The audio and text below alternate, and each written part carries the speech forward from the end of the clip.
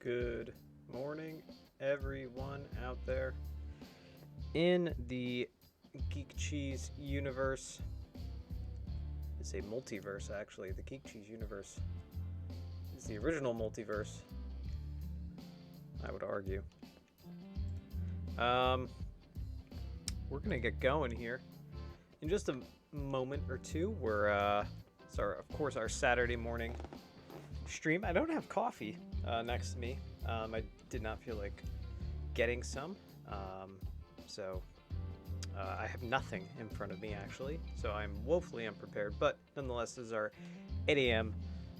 Saturday Sunday morning stream here, doing the Cheese League tournament, where we are finding out this time who's going to move on in the into the semifinals. Actually, hopefully, might find that out this morning. First things first, though, I did want to recap. Well, I guess first things first. I really just want to let you know. Please, if you haven't done, oh my God, I'm already dying. If you haven't done so already, obviously follow us here on Twitch. If you're just happening upon this, we'll throw a follow our way. And also, don't forget, all of our information, all of our these videos that we post, they're available on YouTube as well. So we're on YouTube. Go find us. And those numbers are doing quite well for us, for a small streamer, pretty much just a guy sitting in a room.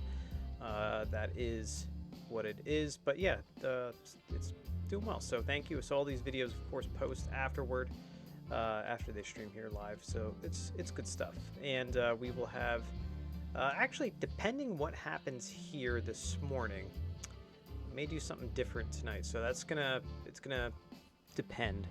But before we do that, like as is customary with our streams here, I have everything in my way. So my setup, I should mention this. My setup, I have a ring light. It was cheap. I have a green screen behind me. It was cheap. I have this Lacy mic. It's pretty cheap, but actually pretty good. And the most expensive thing outside of the computer that I have is I was supposed to be a podcast producer. And so I bought a bunch of equipment to be a podcast producer. And the podcast went nowhere. So I just have like a bunch of camera equipment that I'm slowly teaching myself to learn, or slowly teaching myself how to use it. And yeah, so I just have a bunch of like cameras and podcast equipment and microphones and all that kind of stuff that I purchased under the guise and the promise that I would be the podcast producer. And I produced several episodes, went out, recorded several episodes, did some on-site production, did some editing, did a lot of that stuff. You know, I'm a novice at a lot of this, and it went nowhere. So the guy that I was doing it with, he saw something shiny and just decided to do something else. So left me on the hook with the bill of all this stuff. He's never paid me, never reimbursed me like he said he was going to. And you live and you learn. Any hoozle, that is life, folks. Before we get going here with the Cheese League tournament, just want to give you an update on the World Baseball Classic. Obviously, we had some teams move forward. We had some teams eliminated now that we're in those single elimination games. Cuba won over Australia, so Australia got eliminated. This was on Wednesday. Venezuela, which I guess was our last stream actually. Venezuela won over Israel. Mexico won over Canada. Puerto Rico won over the Dominican Republic. That was the big game. That game was awesome. That was a very, very big game. U.S. won over Colombia. So then, Thursday the 16th, we had Japan win over Italy. Pretty big. Yesterday was a very big game, Puerto Rico versus Mexico, and this game was fantastic. This was a fun game to watch, honestly. Puerto Rico got the early 4-0 lead and then just kind of couldn't get it together. The Mexican pitchers kind of held it together. Mexico scored a run in the bottom of the second, run in the bottom of the fifth, and then 3 runs in the bottom of the seventh to take the 5-4 lead. It was nuts. The last half inning was some of the best baseball ever, and then the Mexican team was victorious. And man, the stadium, the crowds, they're electric. It means something to these players, and it's awesome. It is so much fun to watch, and I hope you're enjoying watching all the World Baseball Classic action too. So this evening, this is March 18th. Again, I shouldn't be talking about this because this does not make this content evergreen, but we're going to do it anyway. The 18th of March, we have USA versus Venezuela, and 7 p.m. tonight on Fox, so please watch that. That's going to be a hell of a game. Venezuela is an amazing team, so I think US is going to have an uphill battle there, but we shall see. I guess the only bonus to me talking about this stuff is that you could see my excitement now, and then you could see my defeat later as I talk about who won or who lost, because I was a big proponent of Team Australia, but that's neither here nor there. Let's get into some of these games. We're going to look at, again, at this side of the bracket, which is undecided. We have the Boomerangs and the Fiddlers moving on, but we got some games to decide here. So Asiago Airplanes versus the Stilton Saucers, Provolone Prospectors versus the Mozzarella Maneaters. That is what's happening right now. We're going to get into it. Thank you again for joining us here on this Saturday morning stream. Make yourself a cup of coffee, and yeah, just enjoy some fake simulated baseball action. Appreciate all the love and support too. Like I said, on YouTube, it's been great seeing those numbers. All right, we got Jalen McMaster. I almost said McAllister of the Chicago McAllisters on the mound, but it's McMaster. Grover Farkas leading it off here for the Aeroplanes and hits a base hit up the middle. He's been a hot hitter for them, so that's pretty cool. Trey Mattingly up. Let's take a look here at McMaster as we got good speed on the base pass right off the bat for Asiago. And 2 quick hits.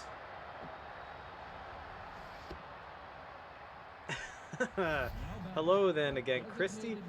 Joe's Nurse Christy, shout out to you.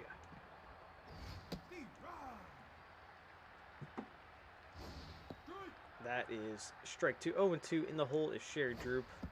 Let's take a look. McMaster, four-seamer, slider, curveball, changeup. This, Christy probably thinks I'm nuts for doing this. This is just a bunch of nonsense as we watch computer-generated baseball.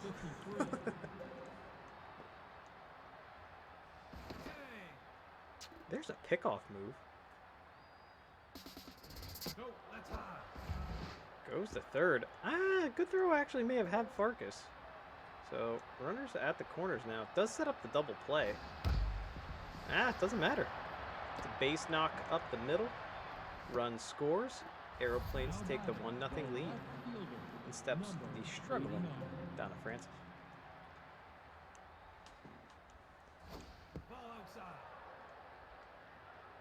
Actually, half, as that is hit. Ooh, a little skipper dipper to Miller, and he gets the 4-6-3 inning-ending double play. Aeroplanes on the board early.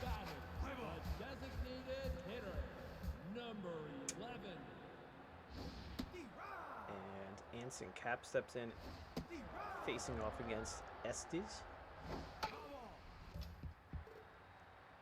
Four-seamer, two-seamer, slider, changeup, curveball for Estes, and down on strikes goes out number 1. Actually, half considered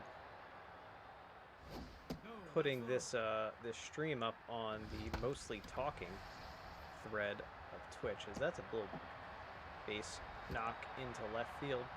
Because let's be honest, it's just me ranting about random things, of which I have topics to talk about. Yeah, you never know. That's my phone going off. It's my wife is at work. Christy, Joe's nurse, shout out to you. Can appreciate this. My wife also works in healthcare, so it's her weekend of work as well, so she's out there plugging away. All right, just like that, we got 2 outs, but a runner on first here, bottom of the first.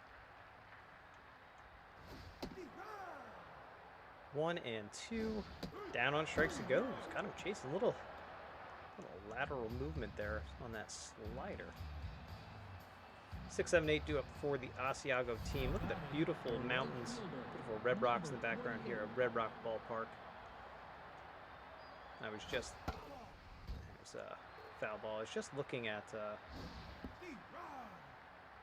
pictures of Monument Valley yesterday, actually, in Arizona, and that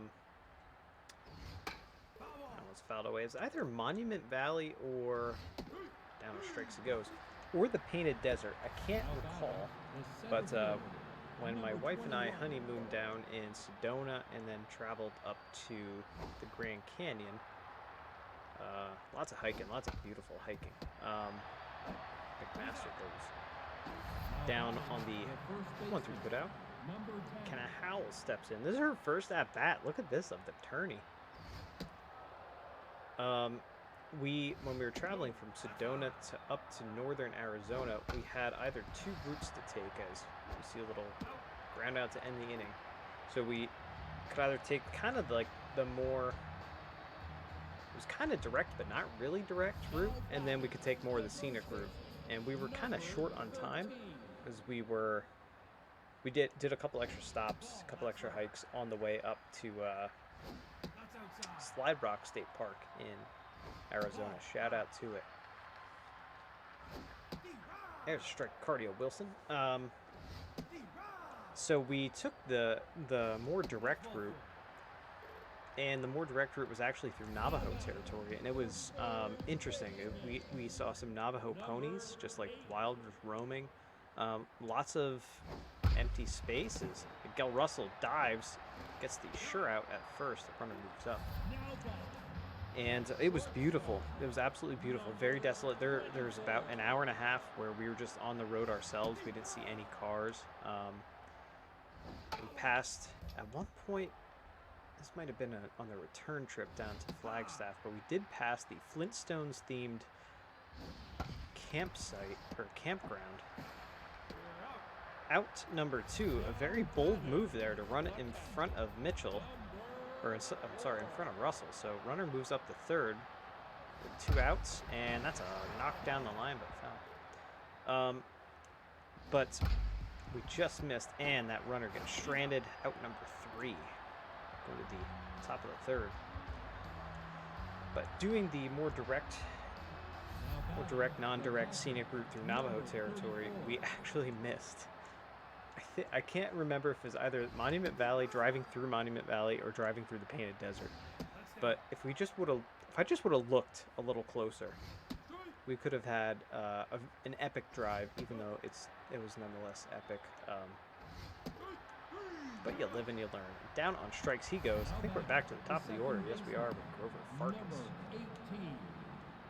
But yeah, I always think about that. How we just missed out, but it's beautiful nonetheless. That's a base hit up the middle. And Sedona is just incredible. Just an incredible place just to be. So that's and the Grand Canyon is the most impressive thing I've ever seen in my whole entire life. And we hiked down into the Grand Canyon, and it was the hardest thing I've ever done in my whole entire life. Hardest hike I've ever done, I should say. It's a ball. Pitch out. Maybe thought there was a little steal action going, and they walk him anyway. So that's not good. You don't want to do that. And Sherry Droop stepped in 0 for 1. So 2 speedy runners on, first and second here for the Aeroplanes.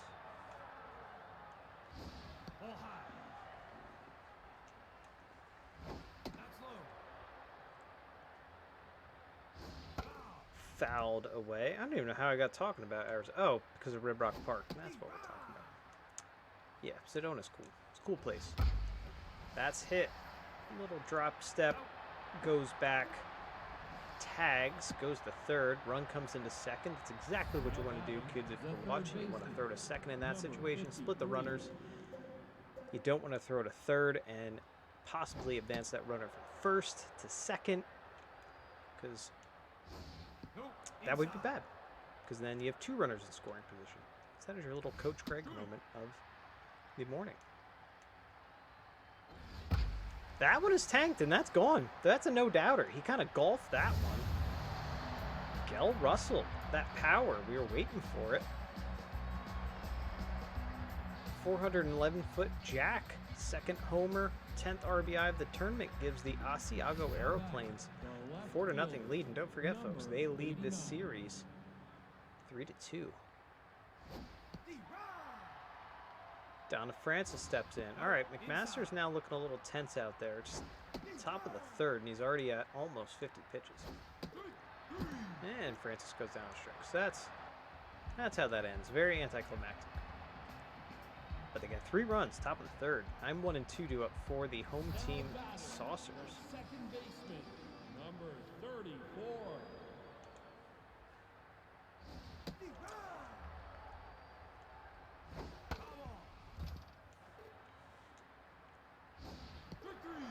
Good pitch. Got Miller way out in front. That's that. Anson Cap steps in. You know, my wife, whenever we go on vacation anywhere, we love to visit state parks, national parks, and Red Rock State Park in Sedona, which, by the way, I drove by their high school baseball field, and it was all turf. It was awesome. But it was one of those college fields, or high school college. Ooh, that's a slow roller, barehanded by Mattingly. Fires out number 2. If you're a fan of college baseball at all, if you watch the College World Series like I do because I'm a nerd, you sometimes the fields will have the dirt part of the around the catcher, and then the lines going down to 1st and 3rd will be turf, and then the infield is dirt. And it's really weird, and I hate those fields, and that's what kind of field this was, the Sedona, I guess, Regional High School, whatever it was. It was really, really weird looking, but we went on an amazing hike that day, and we looked at Native American like rock carvings and stuff that they've preserved. That's a jack, and that's going to be... Oh no! Kobe Brown robs a home run. I was wondering if that was going to happen. Got a nice little shot of Last Chance Donuts in the back. That was a cool hike. Number That was a 28. really, really cool hike with a guide. We saw some other early settler, people moving westward. We saw some of their stuff as well. They wrote on the walls of caves in charcoal, and because of the way it's situated, it was perfectly preserved. It's fascinating. So Frown works a walk. The center He's fielder, up Bugby's 0 for 1. 21. Take a look here at McMaster here. 55 pitches. Still looking tense out in the mound. Runner goes. Safe. Wow. Easy stolen bag. Wilson wins the foot race. Out number 1. Runner moves up 90 First feet. baseman, number 10. And Howell steps back in. There is strike 1. Airplanes are actually really, really speedy. I don't know if I did them justice when I was talking about them during the early goes of this tournament or on the my blog post on the website, but they're actually a pretty speedy team. That one is hit high. It's a home run to Silo.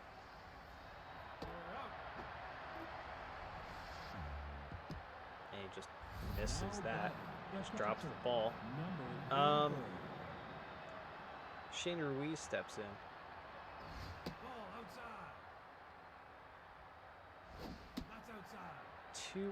2-0 on Ruiz.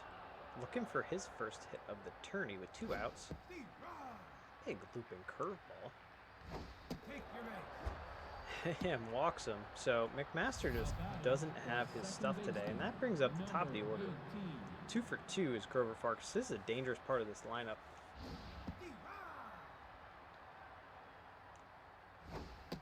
I'm going to look it up because I've mentioned this multiple times. I'm going to look up Chuck Knobloch's stats. That one's fouled away. Chuck Knobloch. Mentioned multiple times as Farkas goes down on strikes. Grover Farkas has a Chuck Knobloch style stance, and Now batting, the right fielder. I'm actually quite surprised by this. Base hit up the middle, so Stilton Saucers are trying to make something happen here. As we have Les Batista step in 0 for 1. Here at the bottom of the 4th. There's a strike. So Chuck Knobloch, obviously, if you're a baseball fan in the 90s, you remember him from the Minnesota Twins. Then he came over in 1998 to the New York Yankees, second baseman. Down strikes he goes. Estes is working away. Wilson worked a walk his last time up. And the famous, 4, 6, 3, boom, double play, inning ending, man. Saucers are grounding into a lot of those, I think, throughout this whole tournament. But Chuck Knobloch, everybody remembers his famous blowing bubble gum and pointing at the line scene in the, is it the 98 World Series, possibly? Base hit up the middle. Is that Trey Mattingly, I believe? Yes, it was. And then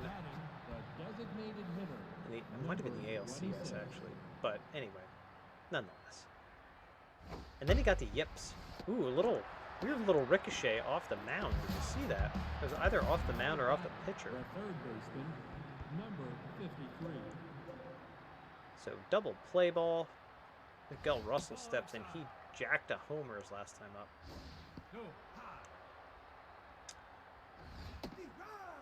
So, Knobloch only played 12 years, which I'm actually surprised.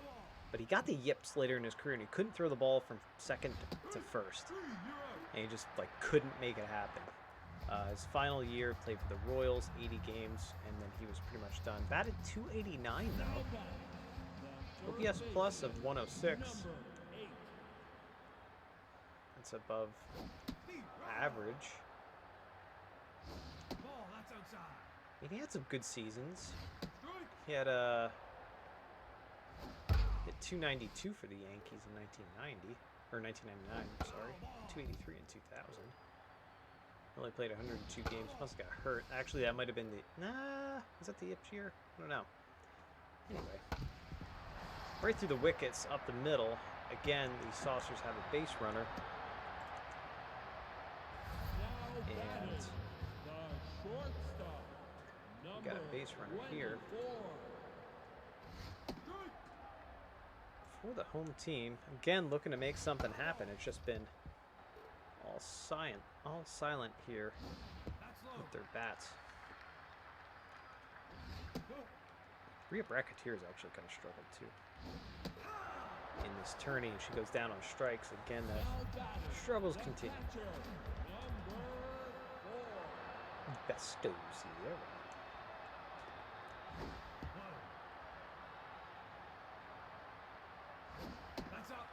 Bottom of the fifth, 4-0 Aeroplanes over the Saucers if you're just joining us here in our early morning stream on Twitch. Cheese League Baseball Tournament. Fouled away by Sierra. Full count. Again, 4, 6, and 3. That is how it goes, folks. So that is the third time in 5 innings that the Saucers have grounded into a 4-6-3 inning-ending double play. That does not win ball games. There's also a lot of walks on the Saucer side, so, you know, I always used to tell my kids when I coach and I work with the pitchers, walks score runs. They did not heed my advice. Foul ball. Dad used to tell me that too. That's a gapper. Is that Donna Francis with a gapper? Going for 2 in there. The stand-up double to lead off the top of the 6th. I was a very good pitcher one year, and then the next year I just lost it. I remember. I just remember, like, I probably led the league in hit batsmen. Like, I just could not find the plate. It was awful.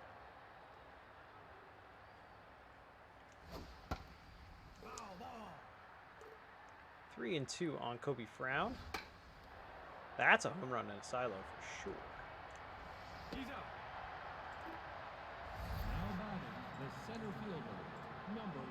Just looking around, folks. All right, McMaster's getting pulled. It's probably about time. That's about right. Bugby steps in, 1 out, top of the 6th. Josiah Whitley. Talk about an early settler name. Josiah Whitley up. Grounded. Ooh, Bracketeer. Nice little snow cone diving catch by Bracketeer. Pulls the runner at second, gets the out at first. And McKenna howls up.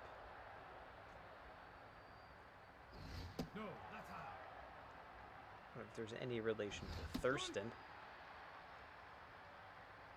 the Howell family. And, oh man, this is just how this game is going. Off of Miller's glove, it goes into center field. Instead of the 3rd out of the inning, it's a 5-0 lead now for the Aeroplanes.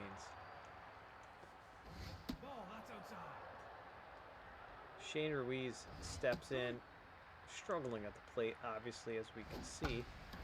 And he gets his first hit of the tournament. Runner goes to 3rd. We got runners on the corners for the Asiago Aeroplanes. And top of the order up. And Whitley's looking tense out there on the mound.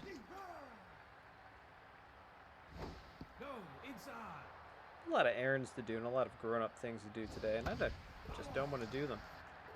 Taxes, other things, like, come on. Down on strikes. Possibly rebuilding my garden, you know, things. My dogs have got me up at 4:30 every single day this week. Kind of just like to take a nap. But nonetheless, we're here. And that's a base. Trey Mattingly. Trey Mattingly, Gold Glove candidate. The designated hitter. Excellent Number diving 11. catch. Anson Cap steps up. And this lineup has really been just held down by Estes on the mound, who that was his 76th pitch in the 6th inning. That's a little liner to Russell out. Now batting. Number 2, Demetrius Span steps in. Number 88.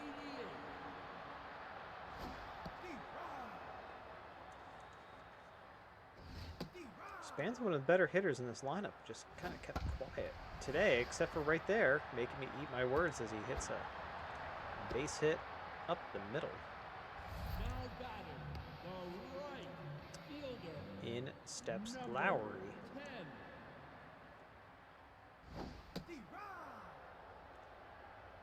10. Estes looking locked in out there on the bump. 1 and 2. Whiffer activated for Lowry. Try to get him chased down. Fouled away. And fouled away again. Again, DeFarcus has been busy out there at second base. 2-3-4 due up. A lot of goose eggs there on the Stilton Saucer side. Shortstop. They trailed the Asiago Aeroplanes 5-0. As this Trey Mattingly seems like he's been up 9 times this game. Ooh, Miller is there. Can anybody cover? Whitley covers. Now batting. The Those are always designated hitter. dangerous ones. Number 26. That's what they're saying, the new bases. So if you're not a baseball fan, or if you're a casual baseball fan, that's a hit up the middle. The new bases are larger. I think they're larger by about 3 inches, something like that. And they're less domed. So traditionally, base is a little more of a dome on it. So they're hoping that when a pitcher, as this is a stolen bag, as that goes into center field, errant throw into center field. So they're hoping that when pitchers go over to cover first base like that, that there'll be less of a chance with a wider bag, less of a chance that a pitcher and a runner will kind of connect and hurt themselves. Now batting. The left fielder. Number 89. Of course, if you're going to do that, if you're a pitcher going to do that, you want to not run directly to the bag. You kind of want to run parallel to the runner as the best that you can.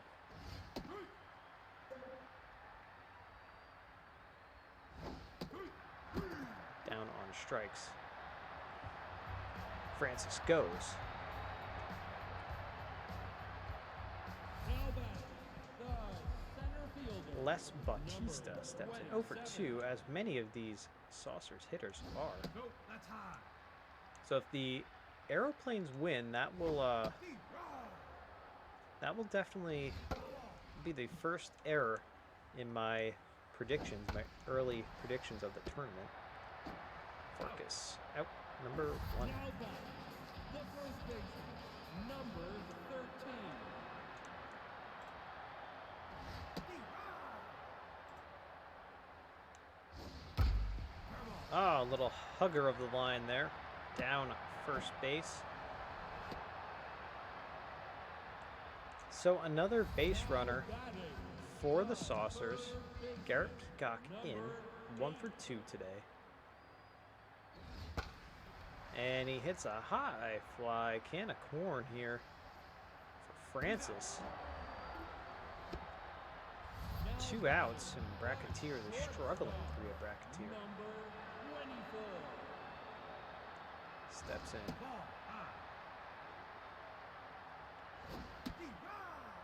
Good times. Good times, Power.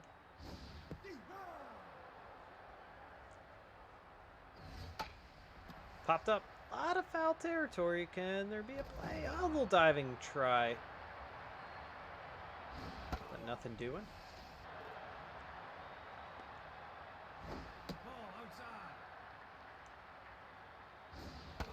And, ooh, got her just chasing that one down and in.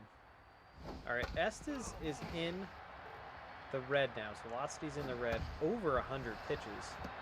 Mattingly out number 3. So that will probably be his. He's probably going to go out top of the 8th, maybe face a hitter, and then that'll be it for him. 6, 7, 8 due up for the Aeroplanes. Number 28. In the top of the 8th, they still lead 5-0.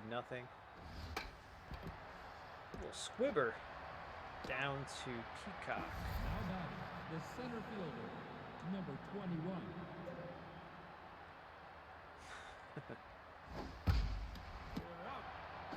And a quick little hit to Cardio Wilson out number 2. McKenna Howell steps in 1 for 3.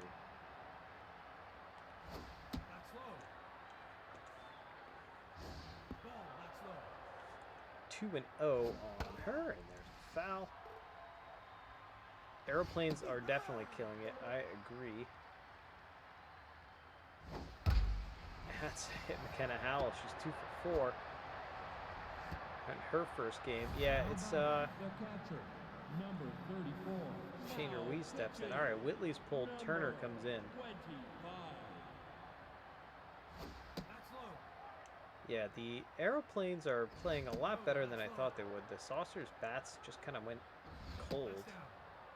Definitely did not expect that when I started the tournament. And just looking at their stats, looking at their players, their lineup construction, their bullpens, all that kind of stuff. 3 and 2 on Ruiz. Shattered bat, watch out. Turner fields fires like a puma off the mound. Out number 3. Bottom of the 8th we go.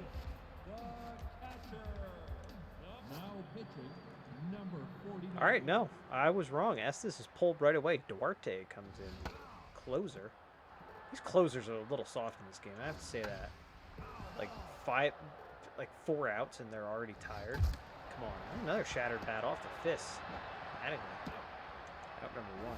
Now back, the second baseman, number 34. Ari Miller. Ari Miller, I think there's an NPR reporter named Ari Miller. Down on strikes goes Miller.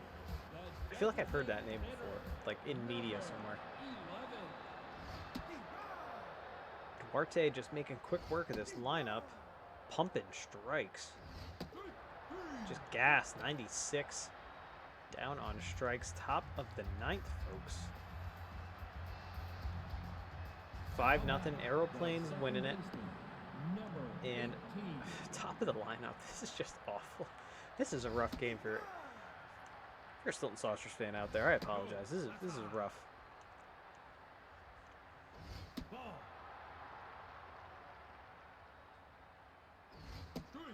Swinging through that, 2 and 2. Popped up, that might be a no man's land. Oh no, Spannon, wow, that was a dangerous play. Get hurt doing that. 2 for 3, 2 singles and a walk for Trey Mattingly.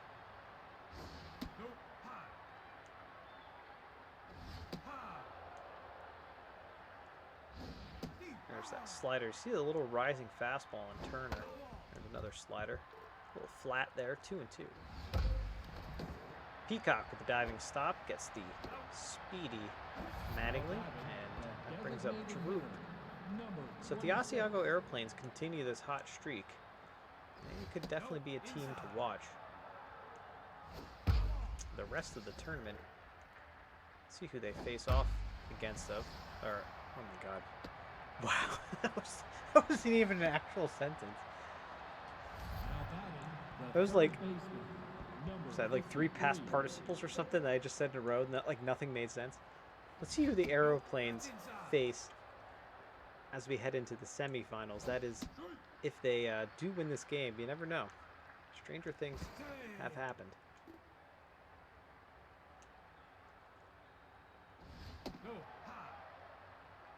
I don't even know what a past participle is. I'm a writer for a living. Down on strikes. 2-3-4 due up.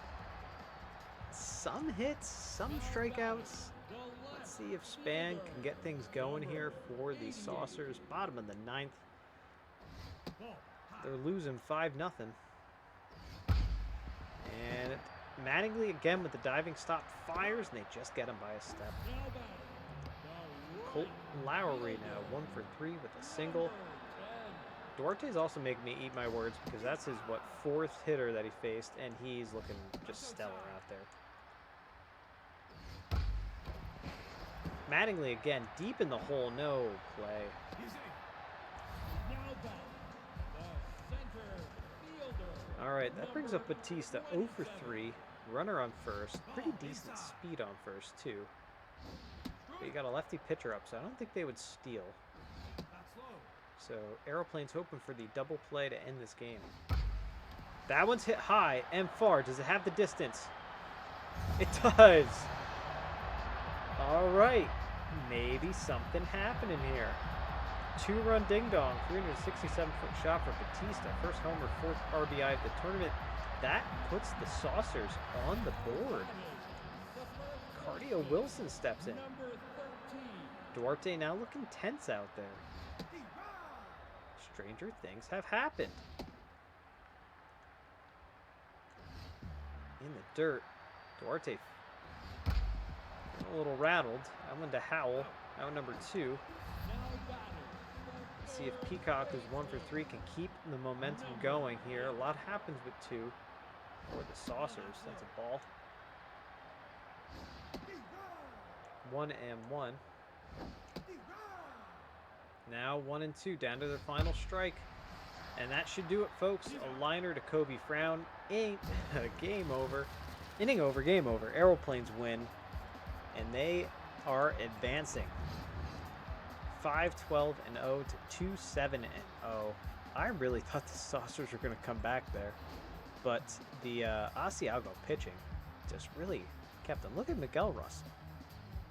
What a day. Have yourself a day. Got 4 RBIs for him. But Estes, just an incredible pitching performance, 6 strikeouts. He's going to definitely be in the tops. McMaster gets the loss. Yeah, there's Estes, Miguel Russell Estes, and Batista gets a shout out for that home run. So, looking at the elimination hub, that is what happens here, folks. The Asiago Aeroplanes are advancing. Next game up, the Provolone Prospectors, who are leading this series 3-2 against the Mozzarella Maneaters. And we are back at the Tiger Den. You know what? I actually thought to myself, I don't remember playing at Red Rock Park in that last series. I was like, I thought we were going to be at Big Sky. But I forgot the last 2 games we'll be back at where we started. And for this leg of the tourney, that means that we're back at the Tiger Den. The Tiger Den is a Cracker Jack box. You might see lots of offense in this game as Lumber leads it off against Alvarez here on the bump for the home team Maneaters. Dribbler to Greenman, out number 1. now batting, the third baseman, number 8.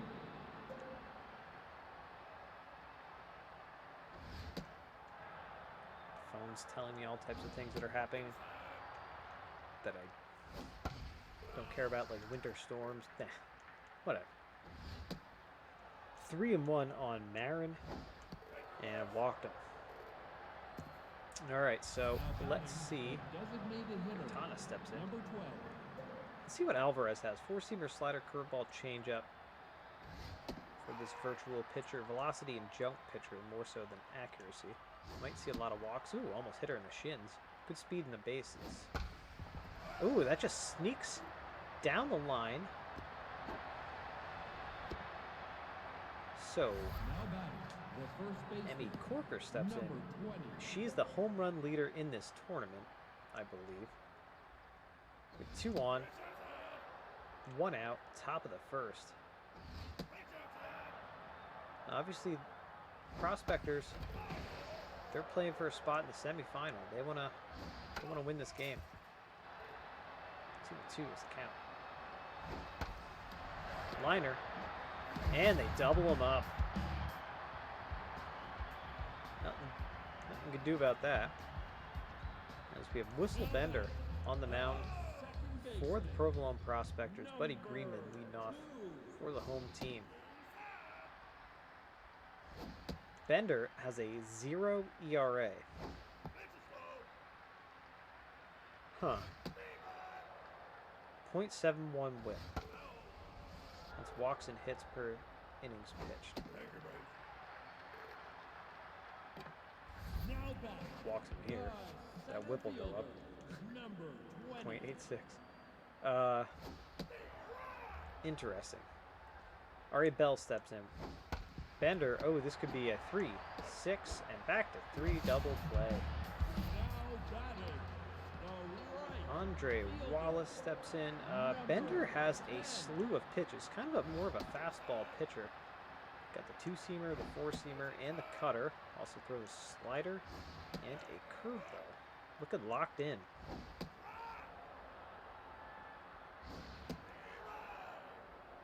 I don't know what that was. Is that a cutter, maybe? All right, Quentin Jock steps in. 154, struggling a little bit with 2 outs here.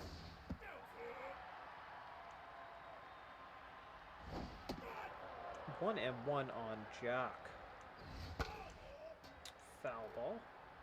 1 and 2.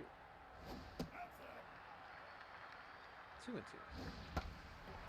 Popped up, maybe in no man's land. No, this is a small ballpark. Linda Lumber's there, out. Number 3, 5, 6, and 7 due up for the Prospectors, going to the top of the second. The left fielder, number 40.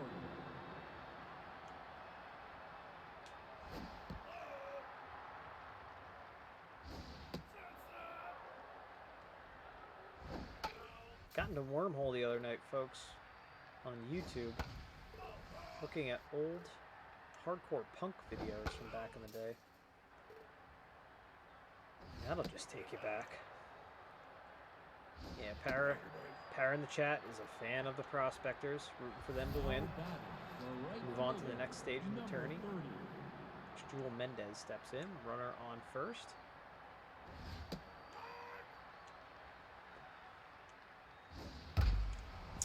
A base knock up the middle. I was watching old videos of Poison the Well, playing like Warped Tour and stuff back in the day, after their album You Come Before You. Ooh, look at this, look at this, look at this, a bunt. Oh, beautiful. What a beautiful play that is. What an amazing and beautiful play. Last night there was a bunt, as in the Exploited, possibly? Not as familiar with them. Exploited? That doesn't sound familiar though.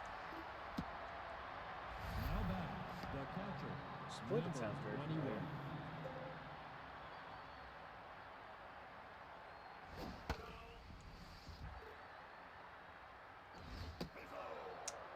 Two on, 2 outs, top of the second.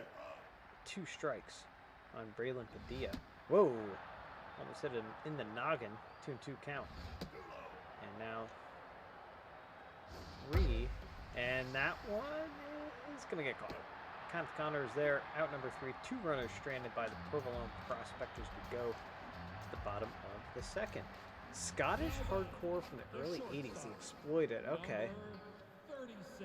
Okay, I'll have to check them out. That sounds very, very familiar.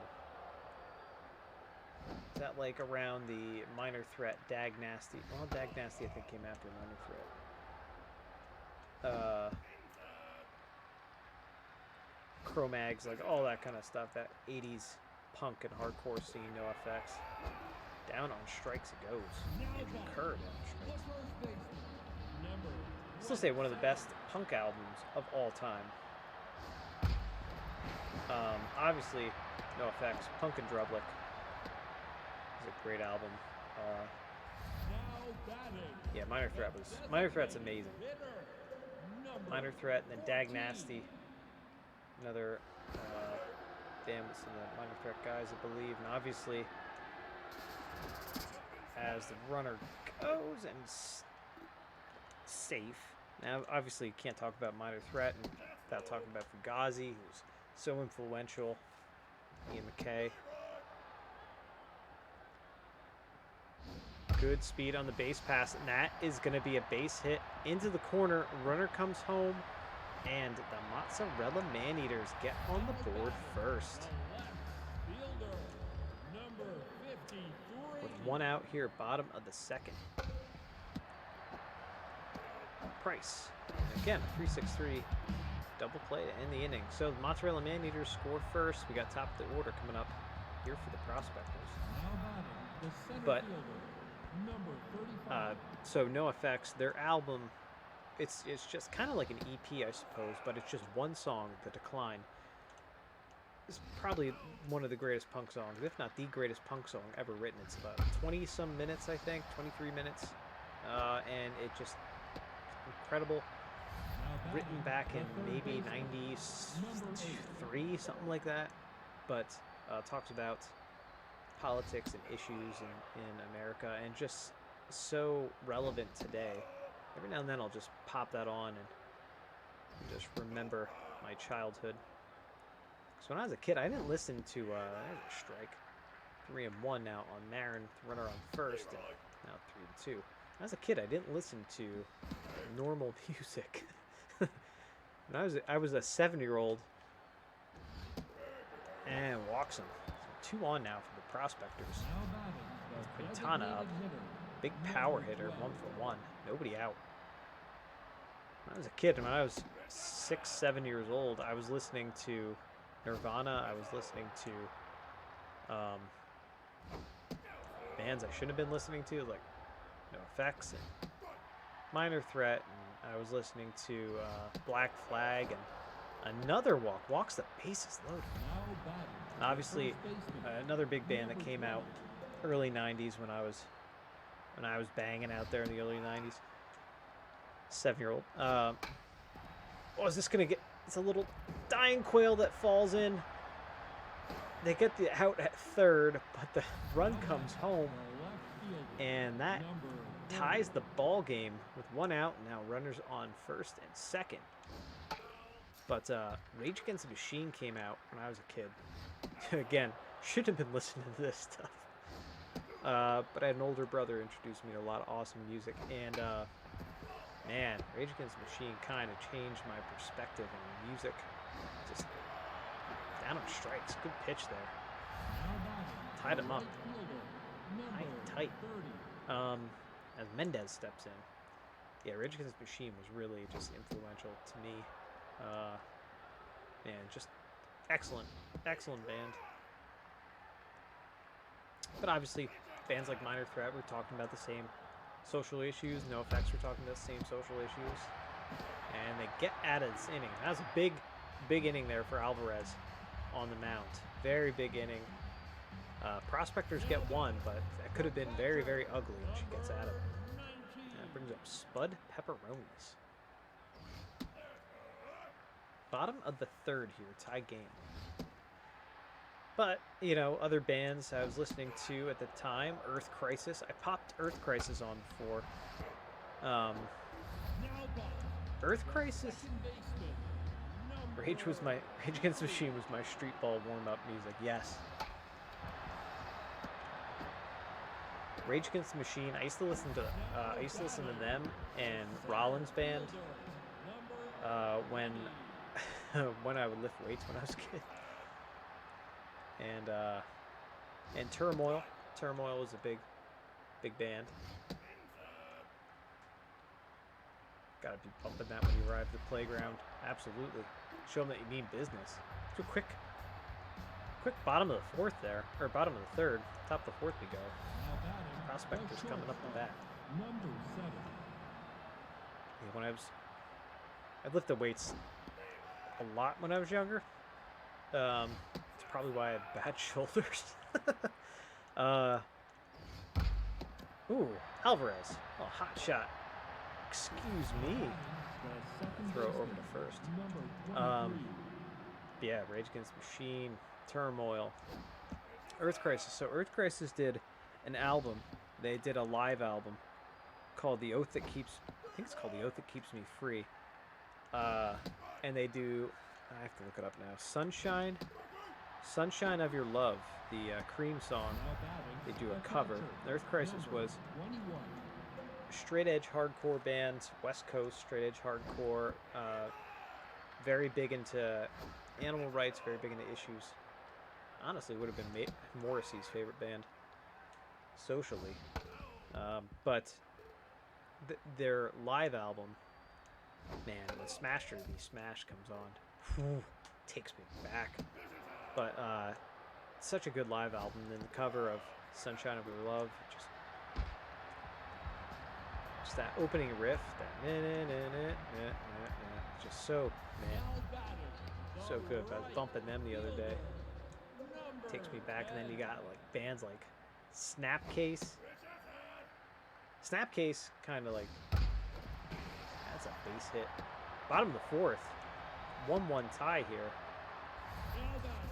Maneaters started with a base hit. They've had a lot of base runners on, I feel. Same thing with the Prospector. It's been a pretty even game now. And I really think about it as Quentin Jock steps in.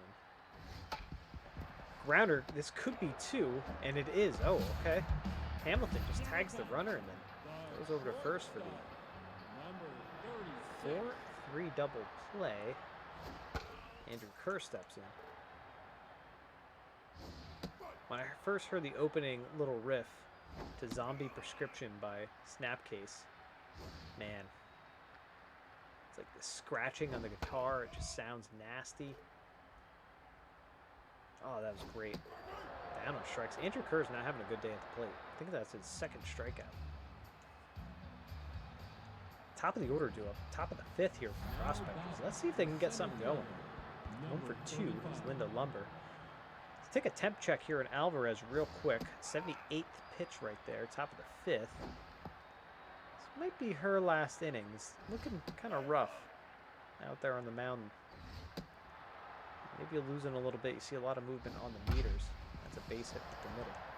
Yeah, Zombie Prescription. I think it's Progression Through Unlearning. That album was great. Obviously, Turmoil's album. Process of. I told you, Alvarez is getting pulled. Nicholas Grant coming in. He's an elevated ERA, but that's okay. As Nelson Marin steps up. The runner on first, nobody out. Runner goes. Maybe a little hit and run action. And fouled away 1 and 2.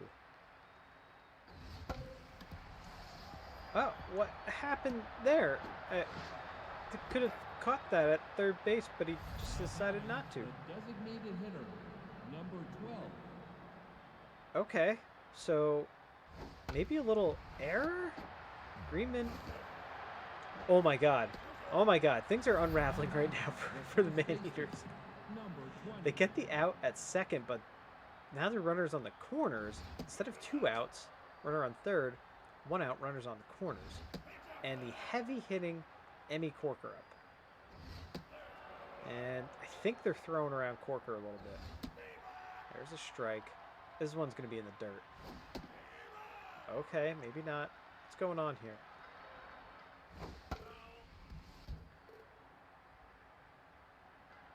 What? Wow, okay. Change up, got her. Off-speed pitch, got her chasing. Good pitching there by Grant. And 2 outs now. They could get out of this inning. That would be very, very big for the Maneaters to get out of this inning. The Refused, The Shape of Punk to Come, New Noise. Great album. Did not care for the Refused newer albums. Number 3, they got out of that inning. Wow, that was big. That was big. 6, 7, 8 due up for the Maneaters.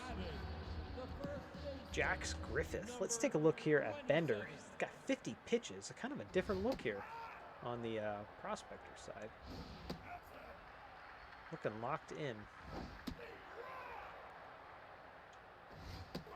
Down on strikes. Making quick work of Jax Griffith. As Valencia steps in. Single and an RBI for him. Yeah, and then Poison the Well. You know, Poison the Well was a big band that I listened to a lot when I was a kid. Late 90s. They came out with the album I mentioned to you, Come Before You. album was very influential. I still don't understand what effects they used to get the distortion sound out of the guitar. That's a bass hit up the middle. It just sounds so guttural, but also it's like tinny at the same time, and I just don't understand it. It's just a beautiful sound, and that album, front to back, is... You know, a band comes out with an album and it's like, it's a good album, but there are like 3 songs that you always kind of skip on it out of 12 or so. That album's not one of them. That album I listen to front to back, and it's just very, very good. Grounder. Corker steps on the bag, out number 3. Top of the 6th we go. Still a tie ball game, folks. 6, 7, 8 do up here for the Prospectors. Number 30.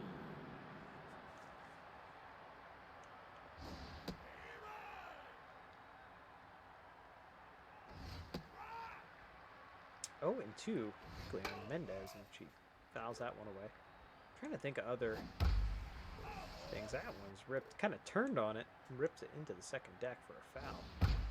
And a base hit up the middle. You get 373 to dead center field here. That's just, it's like high school. It's like high school field.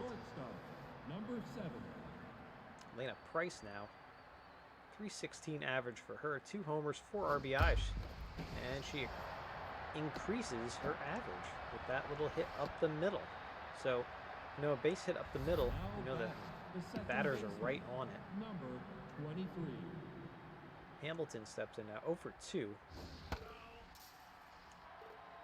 278, 1 homer, 3 RBIs for her in the tournament. This is into no man's land. Oh, they get...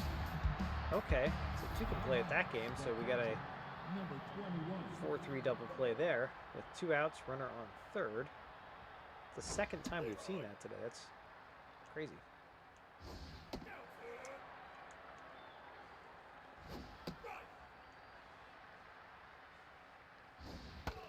I think as the years have gone on, though, band names have gotten just more and more ridiculous. Because, like, down on strikes he goes. Like, Minor Threat, it's a great band name. Fugazi, great band name. Bad Religion, great band name. Dirty Rotten Imbeciles, great band name. No Effects, I don't know if anybody knows what that stands for.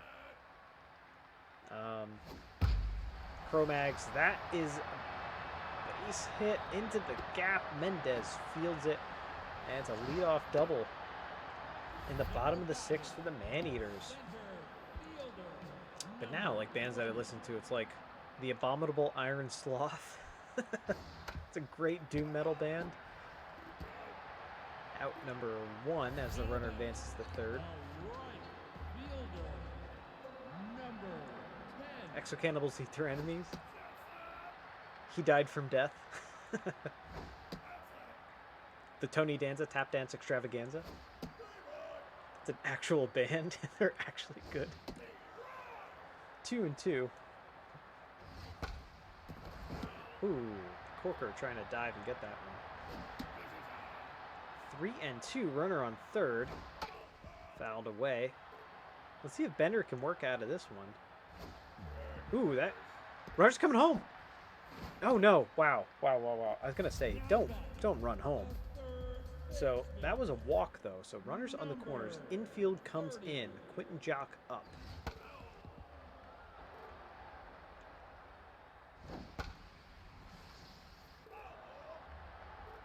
Yeah, there's just so many. These band names are getting more and more ridiculous. Every Time I Die, classic. Down on strikes, 2 outs now. Maneaters trying to capitalize on this. Andrew Kerr steps in. He's 0 for 2. 2 strikeouts today, I believe.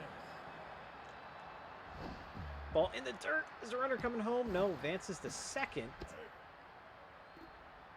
So, this is Padilla, I think, behind the plate, trying to keep the ball in front of him. That was a strike. Snapcase. I'm trying to think of other band. Earth Crisis is a great band name. This could... What is happening? What just happened right there? What just happened? Now pitching, number 29. It went into no man's land.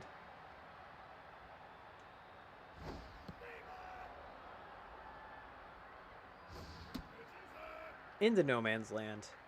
Oh my god. Down on strikes. They get a run in. They lead it 2-1. There's some really, really terrible defense just happening.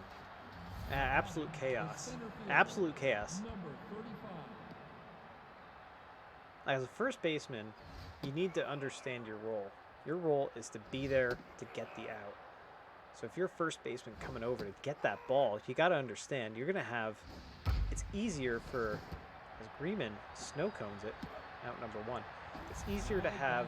The third baseman.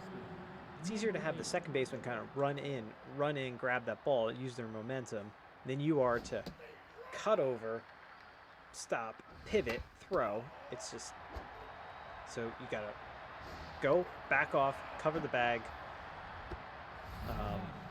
Yeah, that was just ugly. It was just ugly. I got the sun peering in over my shoulder here, folks. You can see in the corner. See where. Yeah, you can kind of see the outline of the green screen now. Kind of see where reality begins here in the floating baseball up in the corner.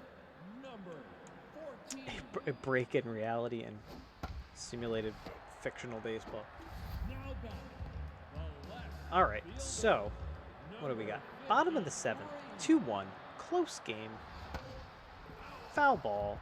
Bender's out. Idle's in, by the way. That pitching change happened while I was ranting about nonsense. Down on strikes. Dogs and cats living together. Mass hysteria. Spud Pepperoni steps in. 2 outs, bottom of the 7th. And Spud hits a base hit. He drags a trailer, though. He's going for 2. He just gets in there. Okay. the second baseman, number Yeah, Spud is not the fastest runner on this Mozzarella Man-Eaters lineup. There's the pepperoni crosses in the chat. 2-0 on Greenman. And that's a base hit up the middle. So the Man-Eaters, they're sending Spud. They're going to get the run in. And they lead it 3-1. As Arya Bell steps up now. 0 for 3 today. There's a strike.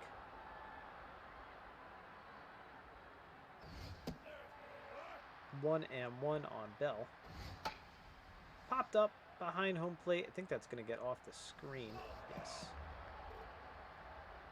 1 and 2 now. Down a strikes. Good running.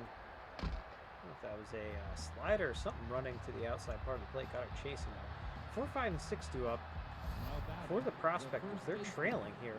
number 20. And boy, that light there is bothering me. That sunlight. You can't tell on the stream here, but it's like reflecting off of 1,000 things, lenses and other things that I have in front of me. It's like shining in my eye. That's a base hit, top of the 8th. I'm just complaining at this point. Now batting, the To left start fielder, the 8th, number 40. Nicholas Grant still out on the mound, working away. He's kind of a long reliever. Yes, I'm kind of like a vampire.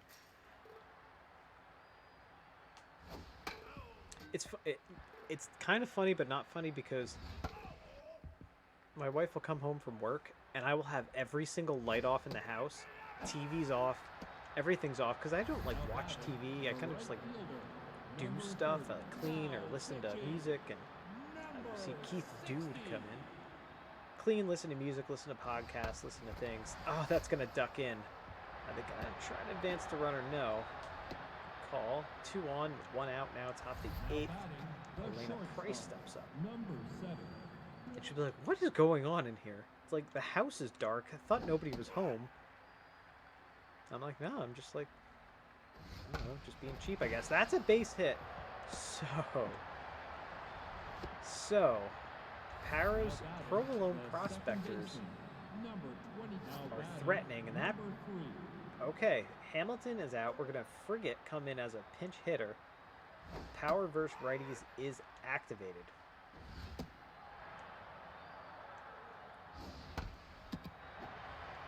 Oh man. Oh man. That was the worst outcome. That was the absolute worst outcome. A grounder right back to the pitcher. The 1, 2, 3 inning-ending double play. Prospectors strand the bases loaded. Womp womp. Paris says I always like low light in my space when I'm vibing. Yes, yes, yes, yes. Speaking of vibing, I got my mom's acoustic guitar here. And I have to record some stuff with. I don't strikes and goes. I can't believe the Prospectors just messed up that whole entire opportunity. That was terrible. Ball inside a little bit.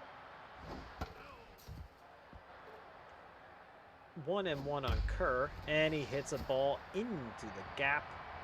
It's going to be a two-bagger. Digging, slides in safely. And Jax Griffith stuffs up.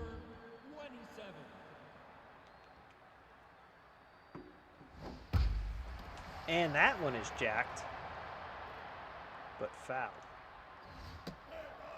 The baseball pros would call that a foul dinger. That one's hit into right field. Mendez fires home.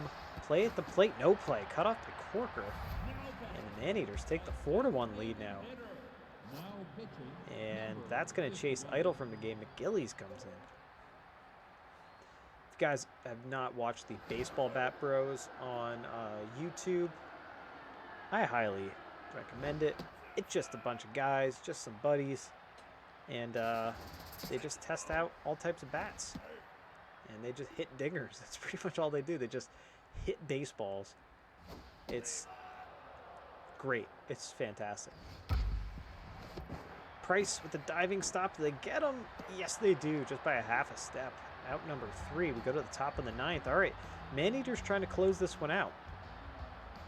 Now batting, the catcher, number 21.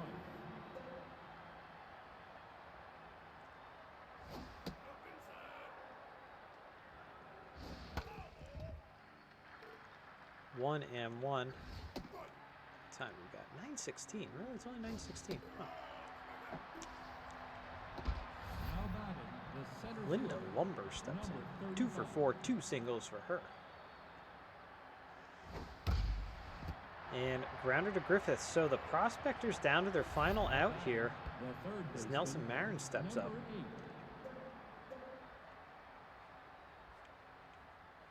8. A running fastball high. Marin fouls that one away.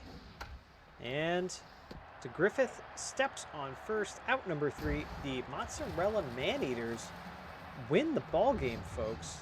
1-10-0 to 4-10-0 at the Tiger Den.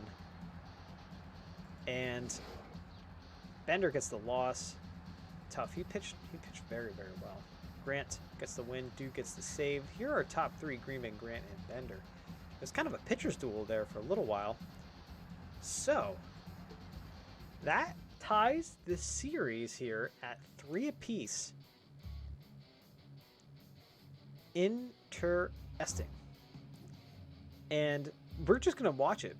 So, this is what we're going to do. This is what I wasn't sure what we were going to do here, but now I'm clear on what we were going to do. So, we're going to watch this final game of this series for the Prospectors versus the Mozzarella Maneaters.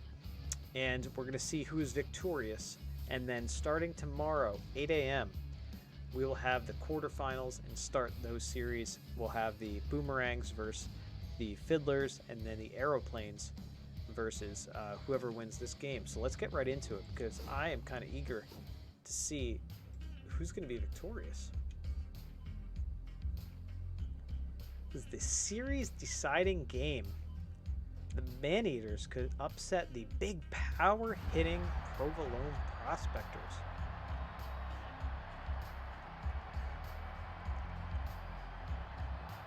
Got Trip Bernays on the mound for the home team. Lumber leading it off for the Prospectors. Let's see what happens here, folks. A little bonus baseball. I honestly, I thought the Prospectors were going to take it. I thought I was just going to do 2 games this morning, as that one has popped up. Spud is there, out number 1. Now batting, the second baseman. Throws off all my plans.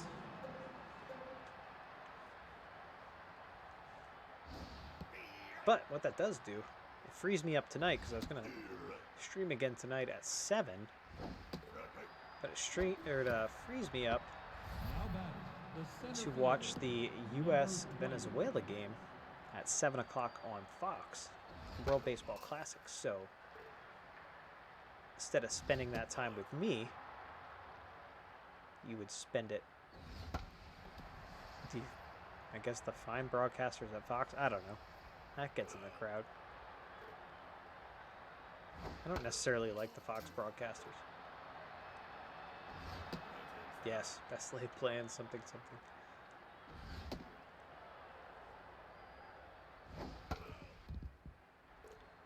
3-2 to Corker, and walks her. now batting, the Brings up first baseman, Frigate. number 3. So they're just throwing everything at it. Big bats in the lineup now for the Prospectors. Foul ball. Like a Puma behind the plate, though. Spud was on it. Yes, the Seattle Kraken do play at 4 o'clock. They play the Oilers at 4 o'clock, I believe. Which is excellent. It is a busy sports day. I believe it's the Oilers. Yes, Edmonton. Man, could this be a more even... Oh, we got lineup predictions, too, on that. Okay, interesting. Could this be a more even matchup? We have Edmonton Oilers, 38, 23, and 8. And then we have, as that one is high pop-up. Randall at 3rd. Steve Diaz, I should mention, is on the mound for the Prospectors.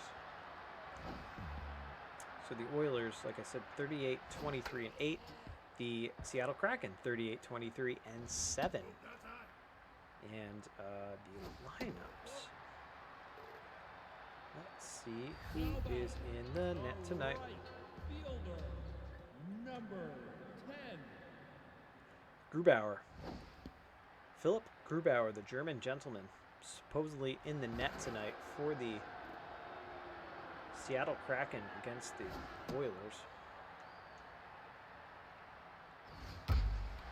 That one is jacked down the line, and it curves foul. Andre Wallace fouls that one off. 2-2. Try to get him a chase outside. Yes.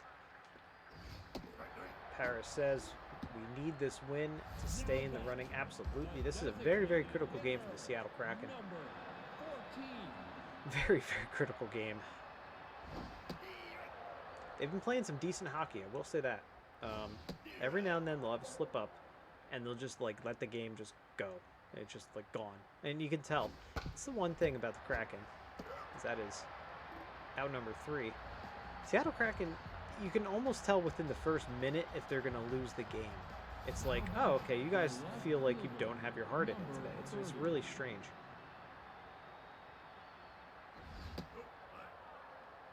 But I don't know. We'll see. We'll see. I predict a Jared McCann goal tonight. Possibly a Donato goal. That might be all they get, though. That's what I'm gonna say. McCann and Donato goals. That might be all they get. It's gonna be a close game too, I think. I think it might be like a 3-2 win. 2-1 win. It's gonna be. I think it's gonna be close. That's a base hit into left field. With 1 out. The third baseman. throw Beniers in there too. Yeah, I can see Beniers. I got Beniers' goal. Alexiak is, yes, yeah. Alexiak is due. You know, Donato was kind of, the reason I say him is because he was kind of quiet for a lot of the season. He's had some 100 on the gun there by Trick Bernays, by the way. Jesus. Greenman to South and over to Griffith. The inning-ending double play. Alexiak is definitely due. Beniers, yes. Donato's kind of been quiet all season. He's had some very, very big goals. Lately, I would say, like in the last month or two, he's kind of come up a little bit more. Kind of been happy with his play. Like he cares about what I think. And Bumblewood, East Coast, Mid-Atlantic. Not even in the same time zone as them. But yeah, it's that is hit high and far. That's going to sneak over the fence. That's gone. The Mozzarella Man-Eaters get on the board first. 412-foot Jack Bertram South, his first home run, second RBI of the tourney. And we saw how this played out last game, folks. The Man-Eaters scored first. They took the win. And Andrew Kerr steps up. He may have had a hat trick and strikeouts last game. And hits, ooh, foul ball. Just foul down the line. And he jacks that one. And that's gone into the Pines in center field at the Tiger Den. Andrew Kerr, 427-foot jack. That's 42.7 manatees. Second homer of the tournament.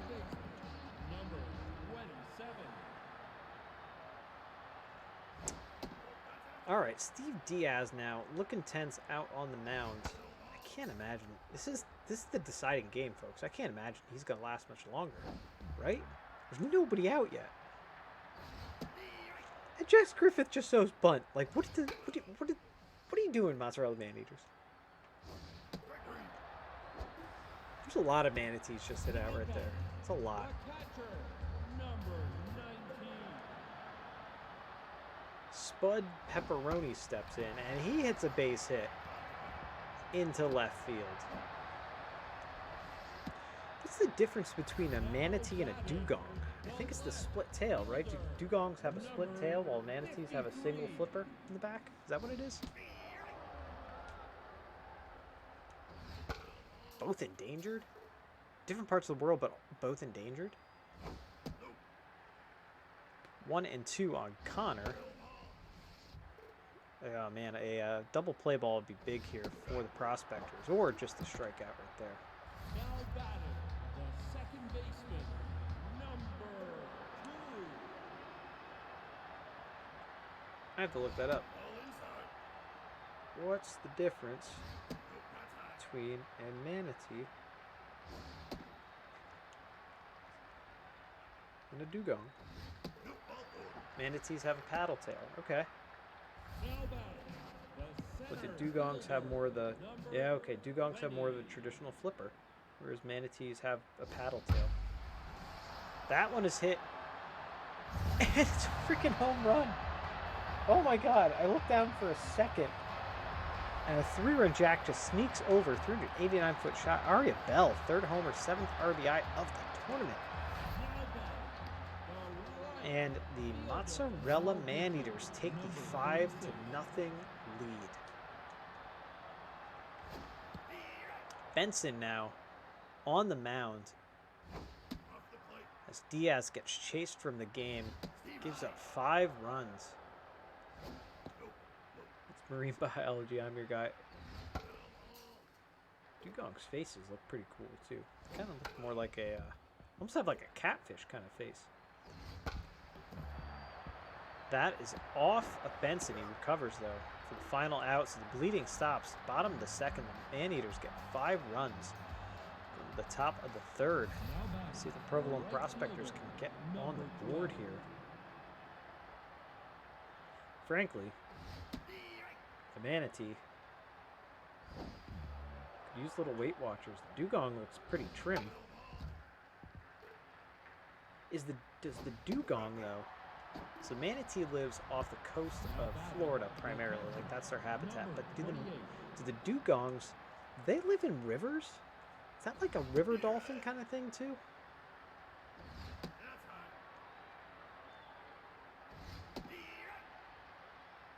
Quizzing you in your marine biology here, Para.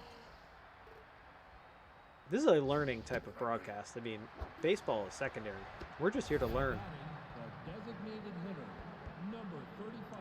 I can't believe that Maneater scored 5 runs. That's ridiculous. I'm kind of flabbergasted by that.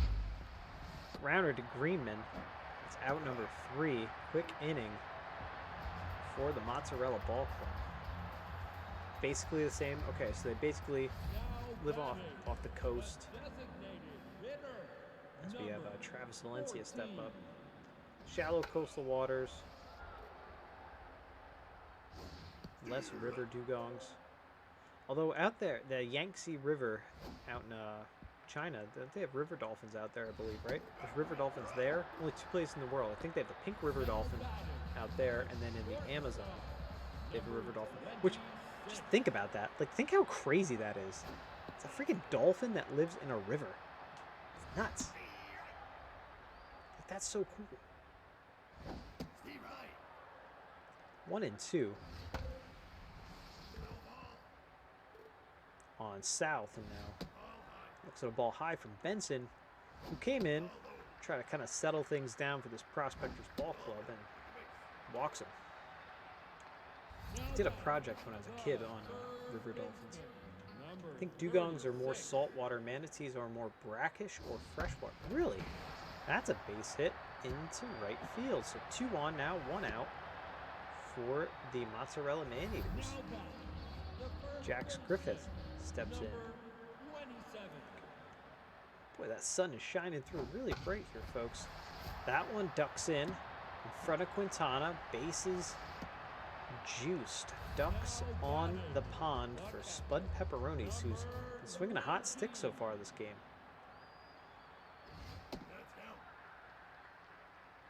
This is a big moment here for Spud. And that is in to the, gets all the way to the wall. 1 run comes home. 2 runs come home. It is a bases clearing single for Spud Pepperonis. And this game is just broken open. 8-0. The Mozzarella Maneaters now lead it over the Prospectors.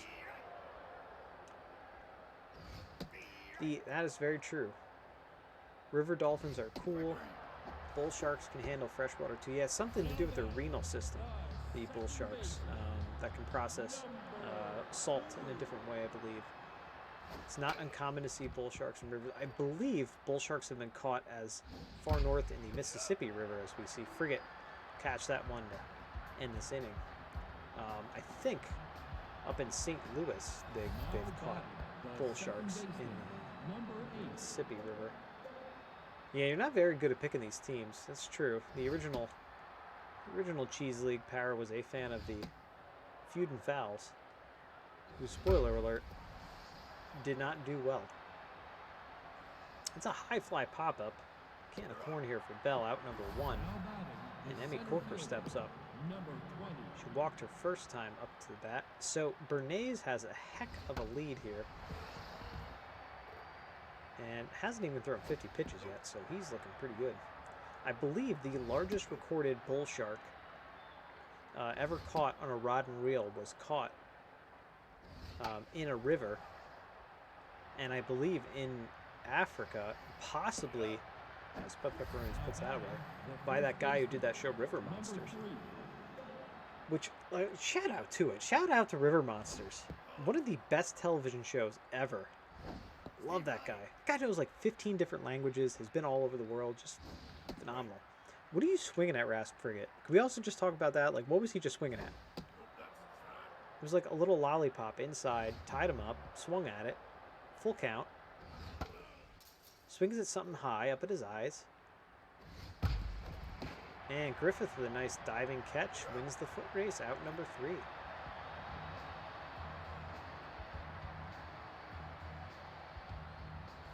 Jeremy Wade. Yeah, that's his name. River Monsters guy. Jeremy Wade is an Number OG. 20. That one is a ball outside. Yeah, that show. Oh man, when that show dropped, like, hold the phone. Now batting. It's The great. right fielder. Cancel all my plans on a Sunday when that new episode comes out. Button Benson. Now batting. Fields fires out number 2. That's the quickest 2 outs I think we've had 14. so far when the man-eaters are up. And this is the quickest inning that we've had so far. So top of the 5th we go. 5, 6, and 7 due up for the Provolone Prospectors Ball Club. Let's see if they can put the string some hits together or something. People are like, sea monster, and he's like, hold my beer in 8 different languages, and then goes and catches it. Yeah, for sure. Yeah, those alligator gars, by the way, my brother had an alligator gar in college. I remember he lived on top of a diner, and which was great because it smelled like greasy burgers all day. It was awesome. But his one roommate liked weird pets for whatever reason, and they moved into this apartment. We've got 2 outs here, by the way, top of the 5th. Lee Randall up, and there's just a giant fish tank. It was like a 50-gallon fish tank. It was like so big, and they had an alligator gar in it, and bought it and was like this big. And then by the time they got rid of the alligator gar, it had grown like way too big. And he used to feed it my mom's chicken. He'd come home, do his laundry or whatever at home, and then my mom said chicken back to him. Like the chicken would spoil, and they just throw the chicken in there, and the alligator gar would eat it. Messed up. And then the same roommate, I believe, as that's a strike, had a pet scorpion, and I remember, was it scorpion? I think it was scorpion. I remember going over his place and staying over the one night. Went to a basketball game at college because his roommate played basketball. Saw the basketball game, and then I stayed on his, slept on his floor. It was actually under the guys. I had to take apart furniture. I had to take apart furniture and help him move things around in the house. I remember that. But then I went there, stayed there, and I'll never forget. It was like, oh yeah, it's a cool scorpion that you have. And then we couldn't find it in the cage, and it's just like, oh yeah, by the way, you're just sleeping on the floor. So I like got 0 sleep. I thought this freaking scorpion was gonna crawl on top of my face and sting me, but it didn't. It was still there. All right, Benson is gone. McIntosh now in the ball game for the Prospectors Ball Club. Bottom of the 5th, 1 out. Still trailing 8-0. That's a hard hit ball. That's gonna get off the wall. And Mendez tracks it down. So a 1 out double. The man-eaters just keep hitting. Griffith steps in. The alligator gars are awesome. But the snakehead scares the crap out of me. Yeah, the snakehead's weird. That snakehead fish kind of looks like, it's like a northern pike with like a Muddy the Mud Skipper face. It's really freaking weird. Like their teeth are weird. Yeah, they're freaky. They're freaky deaky. That's ripped but foul. Popped up into shallow center field. Corker is there for out number 2. It can live out of water. Yes. Yeah. The catcher, number 19. Yeah, Mendez did played the carom quite well. Although it kind of looked like she was like a little kid trying to pick up a ball and just kept kicking it instead of trying to pick it up. Base hit up the middle. That's going to get another run home. Corker fires to second. 9-0 Mozzarella Man-Eaters over the Prospectors. Fielder, number 53.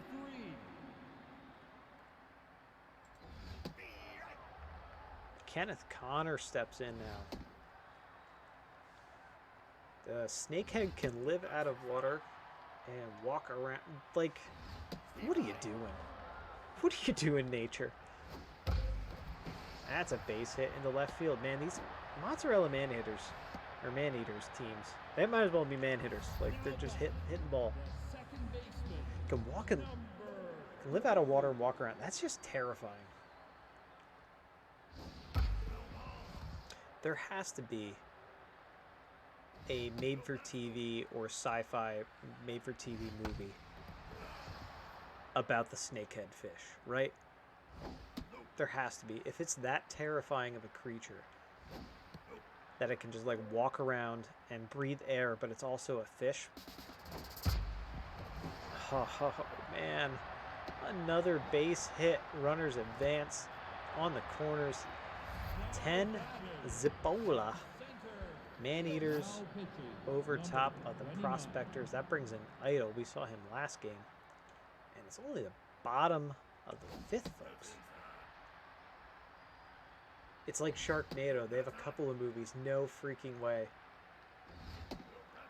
My cousins and I, we used to get together and have a game night. And batter is walked. And that brings up Andre Wallace, who's 0 for 3. Base is juiced. Idol looking tense on the mound. We used to get together and play game night. And we would watch all those terrible movies like Sharknado. Two-headed shark attack.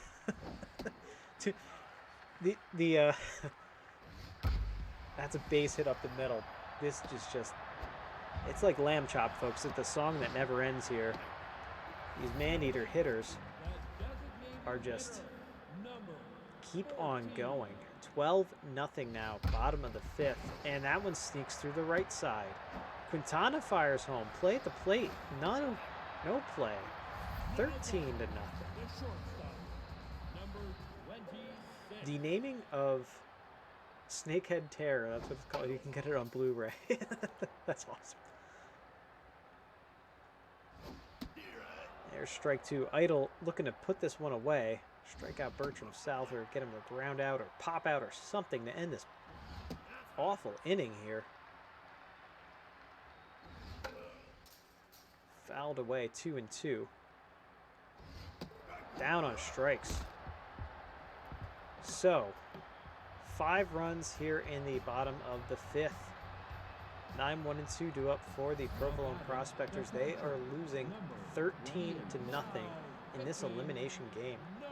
All right, Bernays is okay. This is an interesting strategy here. Bernays is pulled. I don't think he had too many pitches, but Bernays is pulled. They bring in the bullpen. So strategy here: fair ball, Griffith dives, flips, out number 1. Strategy would be to save your starters' arms for the next round of the playoffs. Popped up Lumber. Pops out to Greenman. The second baseman. He broke his bat like they didn't just score 13 straight runs. This is true. He got very mad for no apparent reason. But Sci-Fi names movies like in the mid-2000s, in the mid-aughts, I guess, 2000 through 2000, let's say 13. They named movies like, again, bring it full circle, like hardcore bands, like Two-Headed Mega Shark, Two-Headed Shark Attack, Snakehead Terror, Tony Danza Tap Dance Extravaganza. I mean, they're all kind of like one and the same. So, a quick inning, quick top half of the 6th, brings the Mozzarella bats back up. As there's a pop out, quick first out. And McGilly's coming in. We're going to see every pitcher out of the Provolone pitching staff today in this game. I have no doubt. Down on strikes he goes. McGilly's puts him away. And in steps Pud. Look at Spud Pepperonis. 3 for 3. Have yourself a day, Spud Pepperonis. And 4 for 4. Freaking Spud Pepperonis. 4 for 4 today. In this game. That's crazy. Kenneth Connor steps in. 97 on the gun from McGillies. And 0-2. And grounder, slow roller, Price fields and fires out number 3. All right. Top of the 7th we go. 3, 4, and 5 due up for the Prospectors. Center fielder, number 20. What is that first graphic? I see the pepperoni cross. Is that peanut? Oh, it's a potato. It's a potato. Spelled pepperonis. I didn't know they had a potato graphic here in the Twitch chat. It's funny. Slow roller, dude. Out number 1. Grasp frigate here. Number 3.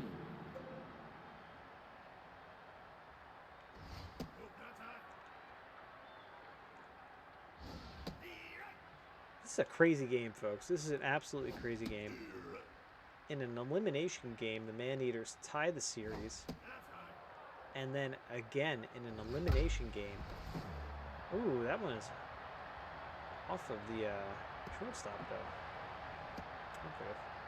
So, free base runner here for the Prospectors. Number 30. But an elimination game again. Man-Eaters coming up big. Their bats are showing up. You can put phone... Oh, it's a phone emoji. You can put phone emojis into the Twitch chat if you're on mobile. Did not know that. Little dribbler swinging bunt out in front of home plate. Out number 2. Runner does move up 90 feet, though. So on second. And now we have 2 outs. Elena Price steps in.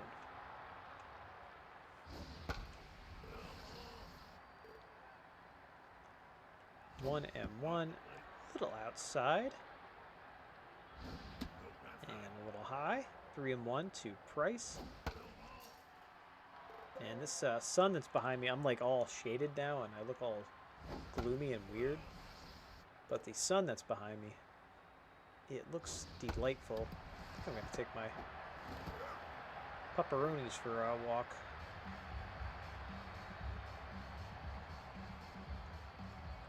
Another goose egg for the Prospectors as the Mozzarella Man-Eaters come up to the plate again here. We have the bottom of the 7th. They lead 13-0.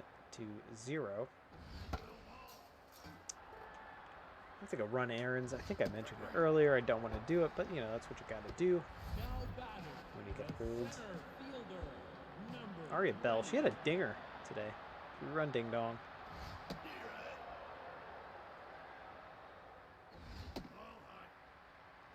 So McKillies in the game for the Prospectors, looking to just close things out. Or just shut things down, rather, not close things out. Just kind of shut down the bats.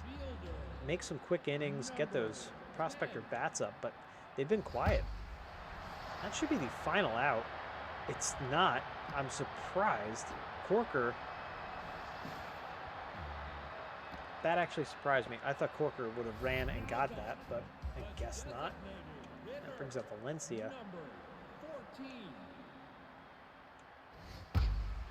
Valencia hits one high and far and gone over the big wall. Just sneaks over. 15-0. 372-foot shot. 3rd homer, 6th RBI of the tournament. 15-0 now. The Mozzarella Man-Eaters Ball Club is just pummeling the Prospectors. As Lushley comes in, a little middle reliever here. Or a long reliever, I should say. Not middle reliever, long reliever for the Prospectors. Down on strikes, she gets the job done. We go to the top of the 8th, bottom 3rd of the lineup. Due here for the Prospectors. They only have 2 hits, folks. This is not good. Not good at all. That's a quick 1 out. Honestly, they're kind of looking defeated out there, which is not good.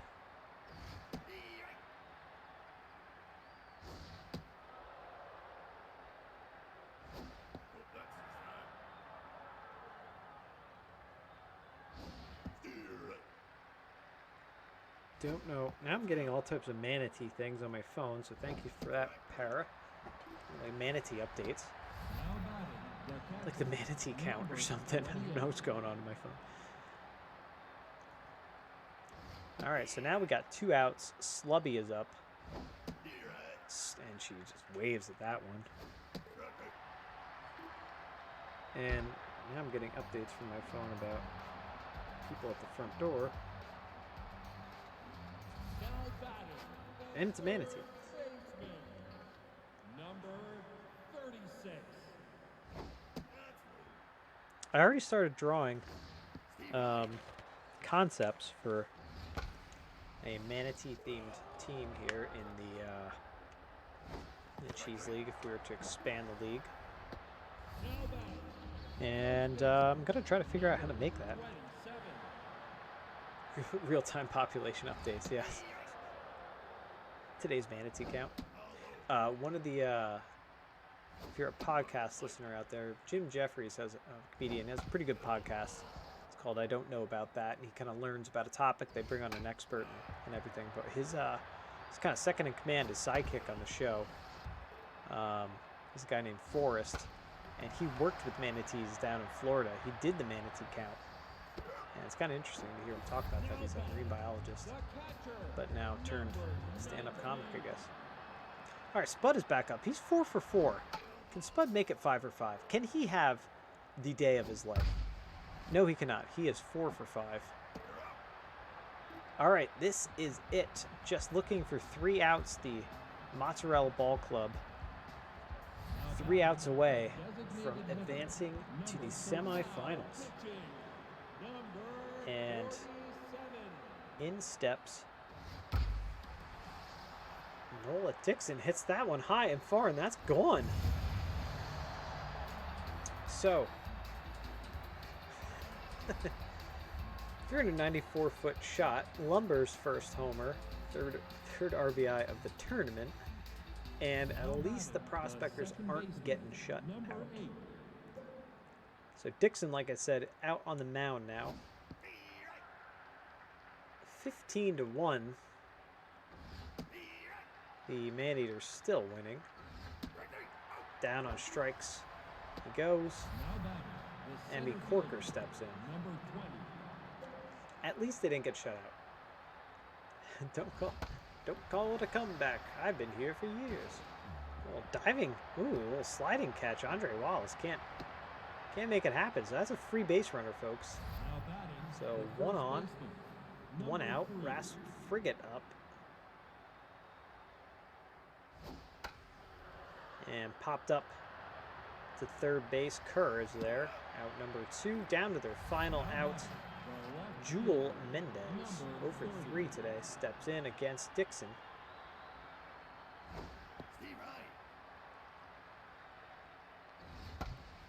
And that, nope, that's going to duck in front of Wallace. Runner goes to third. Throw comes in. On the corners now with 2 outs. Lena Price steps up.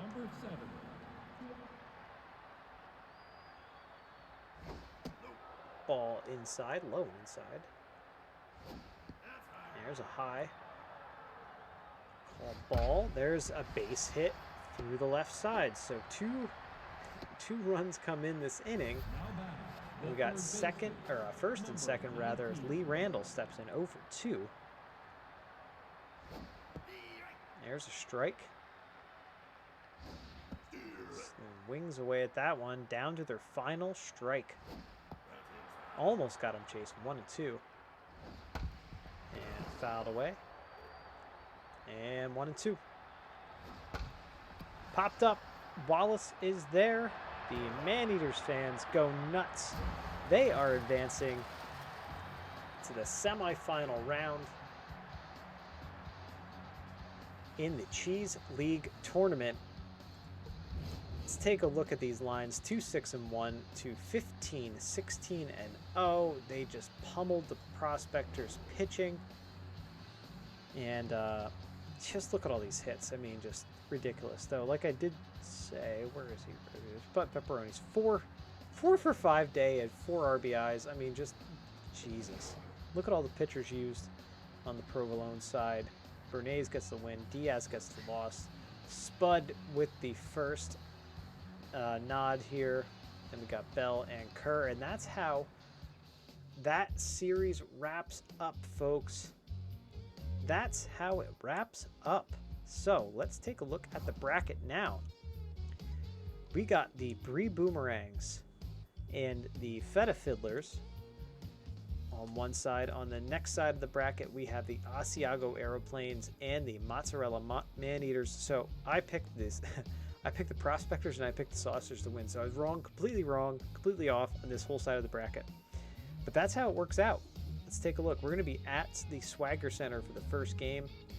So I'm guessing that means that we're going to be at the, let's take a look at the detailed bracket. So that means that we're probably going to be at the, I don't know, actually, at the Swagger Center. We might be back at the Tiger Den for game 1 of this series. But either way, so this is the bracket now. Semifinals. We are going to be back here tomorrow morning at 8 a.m. to broadcast the first games of this semifinal tournament, piece of the tournament. So yeah, so we'll check out the Boomerangs versus Fiddlers, Aeroplanes versus Man-Eaters. And Para is going with the Fiddlers. The Fiddlers have a really good team. I can see them winning. I don't know. All of a sudden now I'm like a Man-Eaters. I'm pushing for them. But I don't know. We shall see. We shall see what happens. You're rooting for the Fiddlers, so they're of course going to lose, possibly. We'll see. We'll see. But the, Boomerangs, they're a big hitting team, but they really didn't start hitting until the last couple games. So I don't know. We shall see what happens. But that is it for me right now, folks. Again, we will be back here on Twitch streaming tomorrow morning, 8 a.m. for your early morning fix of Cheese League Baseball, Sim Baseball here, powered by Super Mega Baseball 3. Tonight, don't forget USA, Venezuela in the World Baseball Classic, 7 p.m. Eastern Standard Time. Go check it out. And that should be a good game, hopefully. And we shall see what happens. So, folks, thanks so much for hanging out. We'll see you next time. Take care. See you tomorrow. Bye.